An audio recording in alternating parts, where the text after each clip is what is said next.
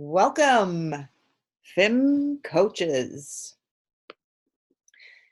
This pre-recorded webinar has been created so that all coaches at IEE will be trained and will feel confident if asked to coach around this system that many schools around the state and other states are implementing in their classrooms. So welcome, and let's get started. We'll begin with a video that was created a year ago. FIM has been in operation probably close to 10 years now, so it's quite polished, and we're quite certain you'll enjoy coaching around it.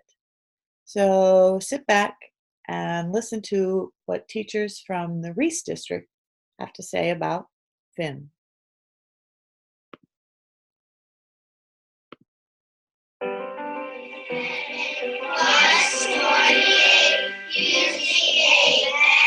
Doing the FIM and doing the focus instruction model, for one thing, as opposed to just having a regular math program that goes from unit to unit to unit. You may hit on those things, but you may not drill and practice them, where the FIM is allowing us to drill and practice, so that the students can really get those important skills. What I like about it is repeating it all through the year. It helps develop that throughout the year, that they don't forget a concept. Here I'm going to present addition here, and oops, it's in the beginning of the year, let's forget about it the rest of the year, because you keep coming back to it on a daily basis. So it's nice because they see it all the time. My experience has been as a mom and as a principal, the kids are comfortable with sitting down and explaining it to an adult. It's our parents that haven't gone through math that way. It's still the same math. It's just a different way to get to the answer. It's something different, but it's not difficult. It's easy to implement. It's working. Our data has gone up. It's very data driven, which is what we need. I think one of the things that made me buy in is I thought I saw results almost immediately. It was organized, structured, got professional people that work with us, and we've seen results in our school. It gives our children ownership, and it's District 5 through 12, so there's not a carryover, which we haven't seen a carryover in the past. Supervision, like I said, it provides ownership because we have data folders, we have data walls, and it just allows them to, with a review, to maybe take it a notch further and with their data, and they can look back and say, oh, okay, I've achieved, I've gone higher, or oh, I still need to work in that area. We are using the data to change what our power standards are to kind of focus on some areas where the students seem to struggle more. And then also we can kind of use that to focus on individual students as well. Ones that seem to be struggling a little bit more than others, we can give them some focused attention in that particular area. It's a celebration. It's a celebration of all their hard work, and they're able to share that. And so when other community members come in, participants in our gym, we're able to see it, and the students know what it's all about, so we're able to tell people in the community what it is, and explain and listen to celebrate all their hard work. Before we had the HIM, I didn't have that much data. It was just more observational. If I came across something great, if I didn't, then I guess I didn't know that worked for me as well. Well, FIM has just been really intentional, and I know that these are skills that kids need to know, these are power standards, and it just makes it a daily practice to make sure that they're getting those skills down so that they're ready for that. And extremely helpful to our teachers. It's productive professional development every time they're in the buildings. We have a plan. It's good for teachers, but it's just not wasting our teachers' time sitting and wondering what we're going to do now. They come with the expertise and it's been a great help to us. We have seen tremendous growth throughout the year. We don't see it as just second grade, but we see it as district wide. I just think it's been a positive thing that we've incorporated into the classroom. It's gone really well. The students respond really well to it. It's consistent. We do it K-12 for our whole district, so the consistency is there. So the students are very comfortable and familiar with it. So I think it's a positive thing for sure. If I was telling another district, it's really just good for the students and their different ways of thinking.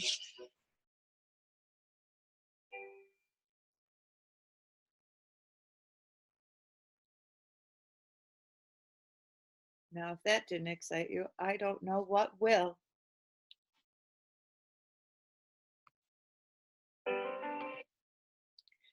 So the purpose of this webinar is to make sure that we are supporting our new FIM coaches with the what and the why and the how of FIM, and mostly to build efficacy within each of us at IEE. So to begin with, we're going to just do a quick background as to how FIM came about.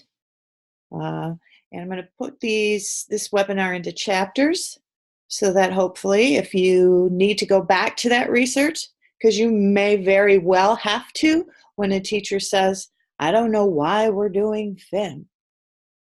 Well, here's why.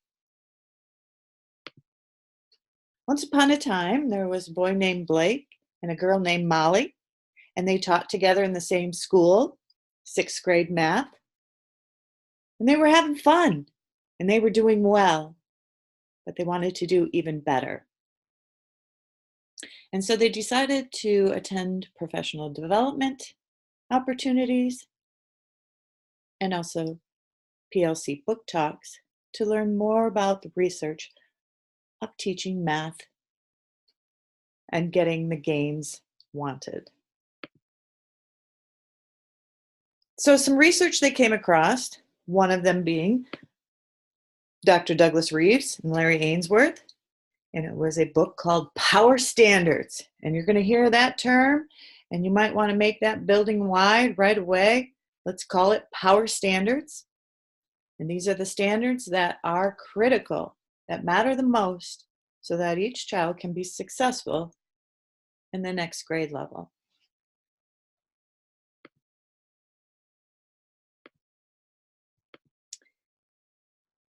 How did they choose these power standards? Well, a couple things. Readiness. Would these standards make sure that students would be ready to tackle the next group of standards in the next grade level? Endurance. Would you see these standards grade level by grade level by grade level?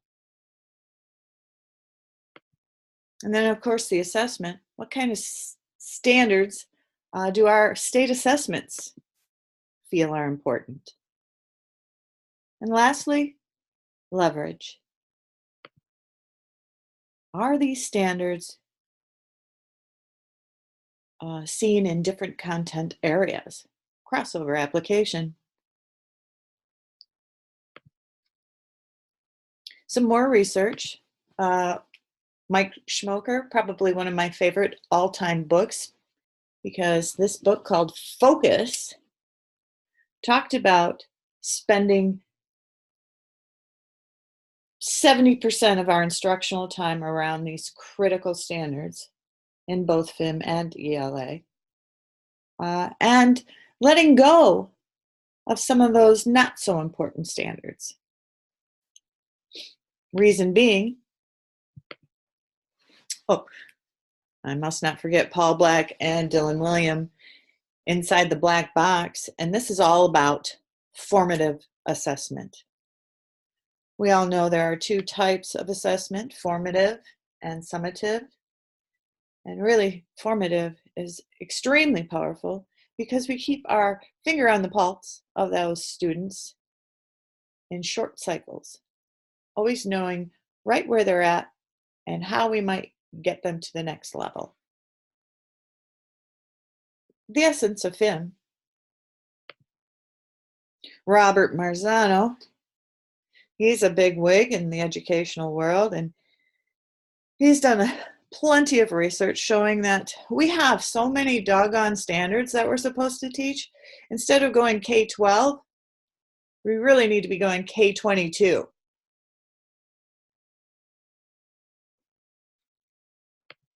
Which means we're teaching an inch deep, mile wide, scratching the surface, never going deeper. And that's what 99.9% of our teachers feel like. We're just racing through the content to get to the last page before the last day of school.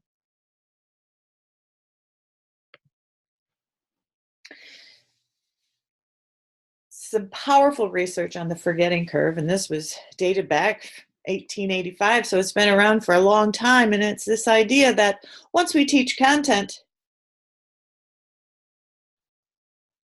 100% of our students will get it at the moment of teaching, and then 20 minutes later, only 58% remembered what you said. If we don't touch again on this piece of content within a month, only 20% of our students will remember that you even taught it. And that makes sense. I mean, we all have heard students say, "You never taught us that. I've never heard of this before."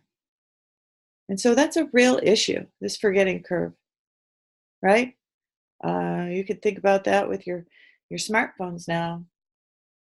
You never use your phone number. You don't even, I don't know my husband's phone number. I used to, but now I don't need to. And I don't have to go back and check on it. I just push on his name. So to combat all of this is what's called the spacing effect, and I love it, and it makes complete sense. If we repeat our content one time, we're looking at about 50% of our kids internalizing it. Repeat it a second time, 65%. By the time you get to the 5th repetition, if you have the capability of repeating a lesson 5 times, 95% of your students will grasp it. Practice and repeat. Practice and repeat. And this is how FIM was created. So back to Blake and Molly in their 6th grade classroom. This is what their year of math looked like. They began their year with number and operations, 22% of their school year spent in that strand. They slid in a little measurement, had a fun time in geometry. Geometry is fun to teach, and kids seem to like it. And then there was data and probability. Again, the kids enjoyed it. They had a carnival. Stats was, the chances of winning. They played games, and it was a great time. 22% of the year spent there. And then they finished up their year with algebra at 20%. Then they took a look at what was once our state assessment, the MEAP, and they dove into what type of questions the MEAP was asking. And here's what they found. They should have spent 50% or half their school year in the number and operations strand. 6% measurement, 6% in geometry, 5% in data and probability, and finishing up the year at 33% in algebra.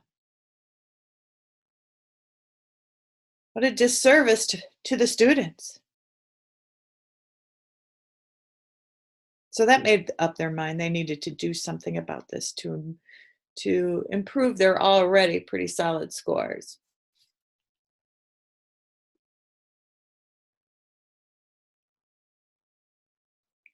We'll end this chapter with the opportunity for you to go into the shared coaches drive, find the FIM math folder, and inside that folder you'll see many documents, but what I'd like you to take a closer look at is what's called the Perkins document. It is a document that shows the critical focus standards in mathematics per grade level. And it's the 70-20-10 rule. Standards highlighted in green are your critical ones, where you should be spending 70% of your year teaching thoroughly. In yellow, you'll see the 20%, and in blue, the nice to know will be highlighted, or is the 10% highlighted in blue. So take a look at that, because really the power standards that we allow teachers to choose from only come from the highlighted green ones, that 70% critical focus areas. And then I also would like you to take a look at the FIM white paper. This is a balcony view of what FIM looks like, sounds like, feels like in a classroom. So take some time, and then once you feel comfortable with those two documents, we'll start on chapter 2. All right, we'll talk soon.